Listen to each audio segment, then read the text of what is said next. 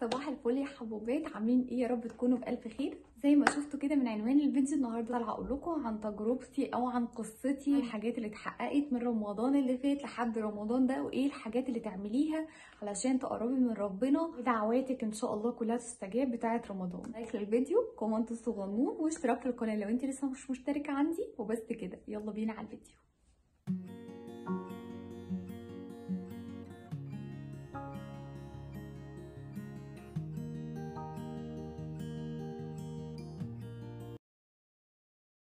وحشتوني جدا جدا جدا كتير الصراحة، عشان انا بحبكم بجد من قلبي، ومن غير اي لايكات ومن غير اي سبسكرايب ومن غير اي حاجة انتوا بتعملوها، دي بحاجة بحسها كده من جوايا بجد، ان انتوا قريبين مني وان انتوا عيلتي. حابة ان انا انقل لكم قصتي او احكي لكم قصتي يعني بالعربي كده، اللي حصلت معايا من رمضان اللي فات لحد رمضان ده، وتعملوا ايه بالظبط علشان اي دعوات انتوا شايفينها حتى مستحيله تتحقق ان شاء الله بمنتهى السهوله. هي حاجات يعني المفروض احنا اصلا بنعملها في حياتنا، وان احنا ماشيين عليها، وان ده اصلا حاجه كده يعني زي ما بنقول الزام علينا، احنا ما فيش اختيار فيها. بس برضو حابه ان انا اقولها لكم علشان لو في اي بنوته، في اي اخ مثلا بيتفرج على الفيديو وحابب ان هو يقرب من ربنا، وحابب ان هو يتحقق له حاجات هو كان شايفها مستحيله، يقرب من ربنا، وتبقى حاجه تشجيعيه كده مني ليكم ان شاء الله تقدر تساعدكم على ان انتوا تحققوا كل نفسكم فيه حاجه. ودي رقم واحد طبعا، والمفروض ان احنا كلنا ان شاء الله نكون بنعملها، الا وهي الصلاه. اهم حاجه وما ينفعش ان احنا نسيبها، ودي حاجه مش اختياريه، ومفروض كلنا نكون عارفين حاجه زي كده. بس برضو للي متغافل، للي الدنيا واخداه ليه اي حاجه في الدنيا، برضو يركز كده معانا ويحاول هو ينشط نفسه كده الايام دي، لان رمضان خلاص على الابواب. عايزين كده نجدد النية ان احنا ندخل رمضان ده ان شاء الله كويسين، ونخرج كويسين جدا جدا منه، ونستمر على ان احنا نبقى كويسين جدا جدا. حاجة بوصيكوا بيها الصلاة في وقتها، الصلاة ثم الصلاة ثم الصلاة، دي أول حاجة بجد هتقربك من ربنا جدا جدا. ولو أي هم، أي غم، أي حاجة على قلبك بجد هتتزاح، وهتحسي براحة وسكينة انتي مش هتلاقي عند أي حد في الدنيا. استحالة يا جماعة ان انتوا تلاقوا الراحة النفسية، أو تلاقوا ان السكينة والهدوء وراحة البال، استحالة تلاقوا عند حد في الدنيا غير ربنا. عن تجربة شخصية والله أنا بكلمكم من كل قلبي، وحتى سايبة الأجندة ومش ماسكاها في إيدي وبتكلم كده على الله يعني. بس ندخل على تاني حاجة على طول، الأذكار. ووصيتكم بموضوع الأذكار ده في كذا فيديو فات، بس برضو كأني يعني عايزين نقولها من أول وجديد، مفيش أي مشكلة عندي خالص. الأذكار برضو مهمة قوي قوي قوي. في إيه بقى يا رحاب؟ في ان احنا نقرب من ربنا اكتر، ان احنا بالنا يرتاح، ان احنا نحس بسكينه وراحه بال. يا جماعه في ناس بتدفع ملايين الملايين عشان تحس بس بالسكينه وراحه البال، وان يبقى مفيش هم ولا غم على قلبها، بس تبقى قاعده مش حاسه بحاجه، مش حاسه بانهيار، مش حاسه بألم، مش حاسه باي حاجه. الراحه والسكينه وراحه البال دي مش حد في الدنيا برضو يعني تأكدوا مليون المية ان هو هيرزقكم بيها غير ربنا بس. فالاذكار دي برضو من ضمن الحاجات اللي بتقربك جدا جدا من ربنا بطريقه خياليه. انتوا مش هتصدقوا لو استمرتوا على الاذكار ايه اللي هيحصل في حياتكم، انتوا مش مستوعبين. انا هسيبها كده مفاجاه ليكم، ان انتوا هتجربوا. هي مش تجربه طبعا، احنا مش بنجرب يعني مع ربنا، استغفر الله العظيم يا رب، بس دي حاجه انا بجد عملتها وطبعا انقلها لكم علشان انتوا كمان تستفادوا وتاخدوا خير زي ما انا الحمد لله والشكر لله حاسه بحاجات حلوه وحاسه بخير في حياتي. فالحاجات اللي بجد اوصيكم بيها جدا جدا جدا واتكوا عليها وحطوا تحتها خطوط كتيره جدا جدا حمراء، هي اول حاجه الصلاه على النبي. صلوا على النبي يا جماعه كتير جدا جدا، اتفرجوا على فيديوهات عن الصلاه على النبي، شوفوا انتوا اي شيخ انتوا بتحبوه واتفرجوا له. زي الصلاه على النبي بتحول الحياه من جحيم لجنه. انتوا مش متخيلين يا جماعه، انتوا هتعملوا زي ما انا بقول لكم، وان شاء الله هتشوفوا الثمره بتاعتها في وقت قليل جدا جدا. هتشوفوا راحه البال، هتشوفوا السعاده، هتشوفوا حاجات بتتحقق لكم انتوا مش متخيلين ان هي كانت ممكن تتحقق في يوم من الايام. واحكي لكم برده قصص غنانه كده في الاخر يمكن تحفزكم على موضوع الاذكار ده. انا شايفه ان هي كانت اشاره من ربنا وحاجه كده، يعني الصراحه ما كانتش على البال ولا على الخاطر، بس حصل بطريقه جميله قوي قوي. ودي كانت بسبب ان انا بصلي على النبي كتير الفتره دي. تاني حاجه بعد الصلاه على النبي الاستغفار الكتير. تاني حاجه الاستغفار الكتير. الصلاه على النبي والاستغفار الكتير خليهم اولويه في يومك. طبعا في لا حول ولا قوه الا بالله العلي العظيم، سبحان الله وبحمده سبحان الله العظيم، بس اكتر حاجتين انا بوثقوا فيهم نمبر 1 كده، واول حاجه هي الصلاة على النبي والاستغفار.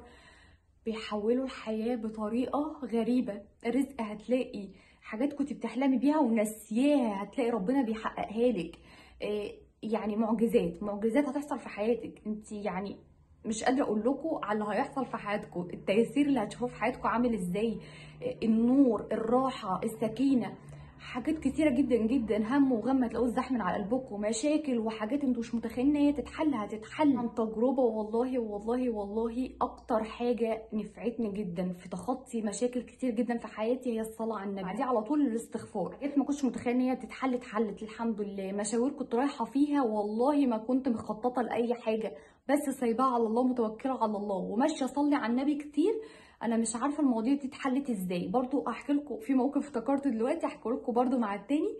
انا هتعرفوا قد ايه الصلاه على النبي يا جماعه سحر، سحر والله. ومين مننا ما عندوش احلام وحاجات كتير نفسه يحققها؟ فالصلاه على النبي والاستغفار هتفتح لك كل الحاجات المقفله في حياتك. بعديها على طول، يعني هو ممكن انا مش بتكلم بالترتيب قوي ان ايه اهم حاجه وايه، بس هي طبعا رقم واحد الصلاه، صلاه الفجر. او ممكن تلاقي كلامي بيتبعتر كده، حاولوا انتوا تجمعوا منه على قد ما تقدروا، بس انا بكلمكم كده زي ما قلت لكم على الله.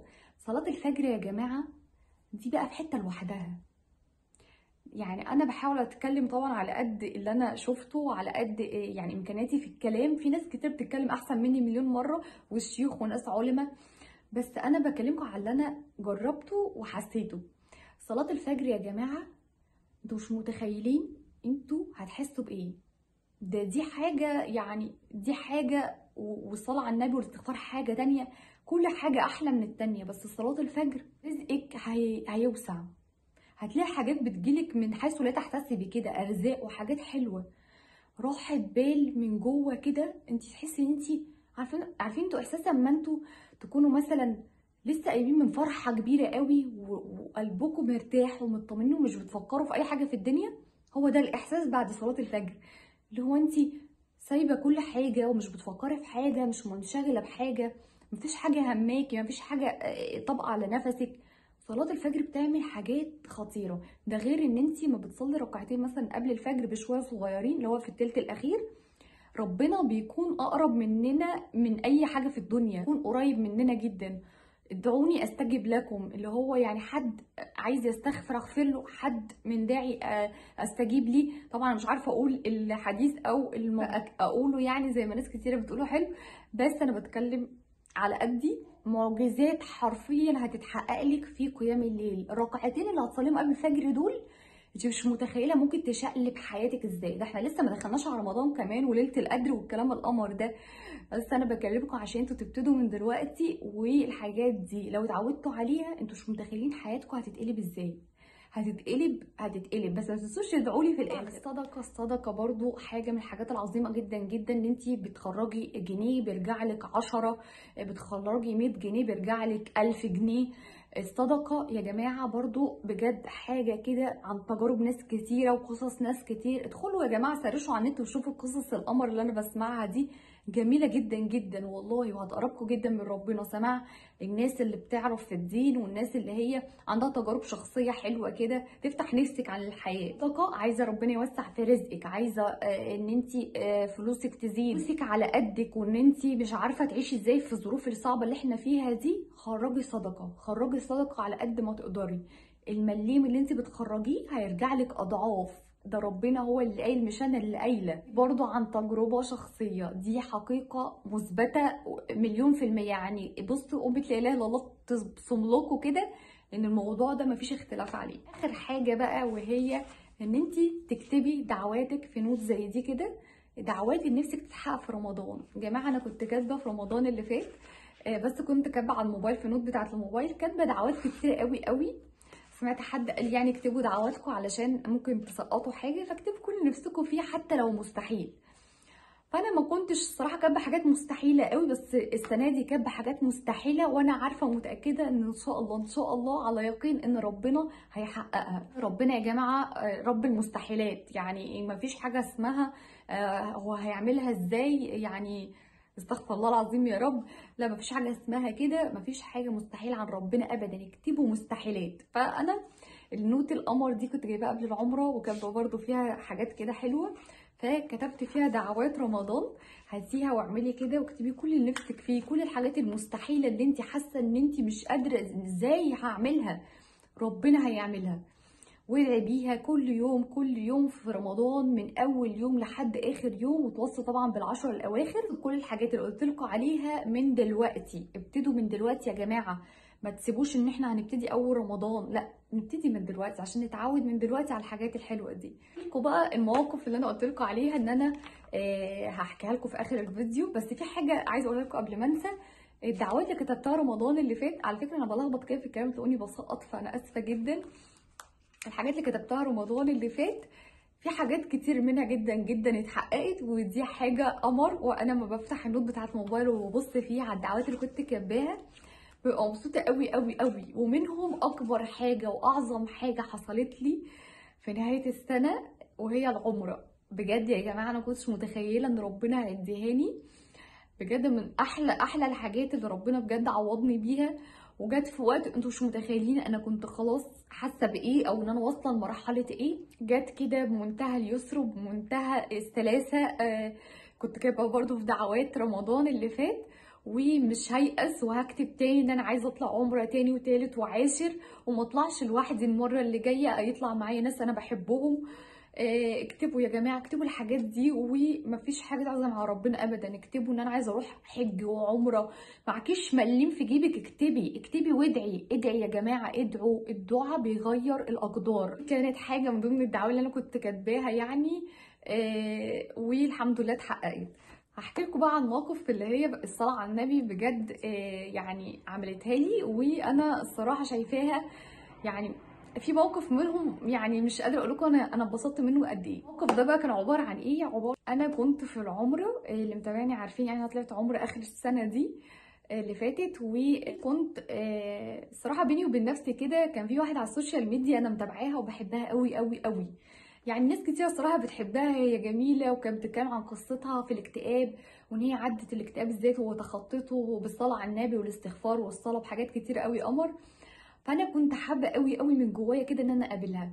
انا عارفه ان هي بتشتغل في المدينه المنوره، هي مصريه زينا بس جالها شغل ما شاء الله هناك وكده وموجوده هناك. فانا لما كنت في المدينه بقيت عماله ادور عليها، حرفيا انا ماشيه وادور عليها كده، زي ما يكون مثلا احنا في المسجد في مصر والاربعه خمسه اللي حواليكي، وان انا هلاقيها بمنتهى السلاسه. بس كده ابص كده، انا قعدت 5 ايام في المدينه، كل ما اروح المسجد النبوي قاعده ابص عليها، اللي هو يا ترى انا بجد ممكن الاقيها، انا نفسي اسلم عليها قوي، نفسي اشوفها على الطبيعه كده. المهم خلصت الايام بتاعتي في المدينه ورحت مكه عشان بقى ان شاء الله اعمل العمره، يعني عقبالكم يا رب كلكم. وبعدين خلاص الموضوع ما بقاش في دماغي خالص، زيرو، ما فيش اي حاجه في دماغي. يوم كده من ذوات الايام يعني في مكه، رحت قعدت من بعد العصر لحد العشاء، وبعد العشاء بستنى شويه كده لحد اما الناس تمشي علشان ما امشيش في الزحمه يعني وكده. وقعدت بقى ادعي الصراحه. اليوم ده كنت متضايقه كده شويه، وقعدت ادعي واعيط قوي ان انا نفسي حاجه تفرحني، نفسي حاجه تحصل تفرحني. كنت بدعي وبعيط قوي قوي يعني الصراحه من قلبي. المهم كنت بتمنى اشوف البنوته دي طبعا زي ما قلت لكم، بس الموضوع راح من دماغي خالص ومسقطه خالص، ان انا استحاله هعرف اشوفها في مكه ابدا. انتوا مش متخيلين كميه الناس اللي في مكه عاملين ازاي، ملايين ملايين الناس يا جماعه. استحاله اصلا لو حد يعني قرايب ماشيين معاكم وتهتوا من بعض، استحاله تلاقوا بعض اصلا. المهم بعد صلاه العشاء قعدت كده، جبت كرسي وقعدت اتامل في الكعبه كده، علشان طبعا لما بروح الفندق بتوحشني، فقلت املي عيني منها كده واقعد قدامها عشان ارتاح. وقعدت كده مع السيدات يعني تحت والكعبه في وشي، وقاعده كده في امان الله.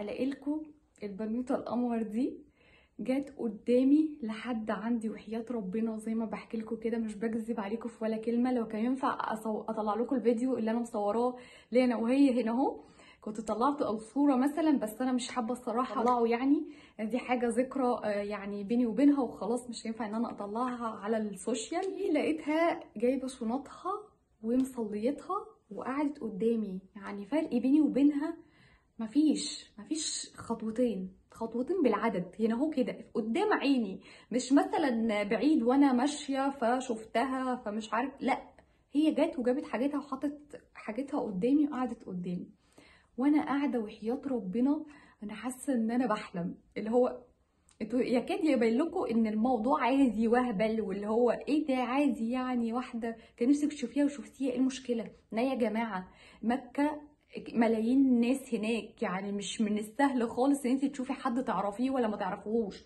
صعب جدا جدا جدا، مستحيل، يكاد يكون لكم مستحيل ان انتوا تشوفوا حد هناك ولو صدفه. فما بالكم ان حد كنتوا بنفسكم تشوفوه في خيالكم او بينكم وبين نفسكم. والله ما دعيتش حتى بيها، يعني انا بيني وبين نفسي كان نفسي في كده بس ما دعيتهاش كدعوه، فاهمين قصدي؟ ولقيتها جت قدامي، انا خدت الصدمه في وشي كده شويه، ان انا بقيتش مصدقه وعماله ابص لها كده، ايه ده هي بجد قاعده قدامي هي ديت؟ يا نهار ابيض، انا بقيت عامله كده وعماله اضحك. وكان معايا واحده طنط صاحبتي من الفندق، حكيت لها كده بسرعه الملخص يعني، قالت لي خلاص روحي سلمي عليها، انت مستنيه ايه؟ انا بتكسف جدا جدا يعني. المهم تملكت اعصابي ورحت لها وسلمت عليها وقعدت اقول لها انا بحبك قوي، كان نفسي اشوفك ومش عارف ايه الكلام اللي انتوا عارفينه ده، بس واتصورت معاها صوره وفيديو كده تذكار يعني، وبس كده. من ساعتها مش متخيله إن كنت مروحه فرحانه قد ايه.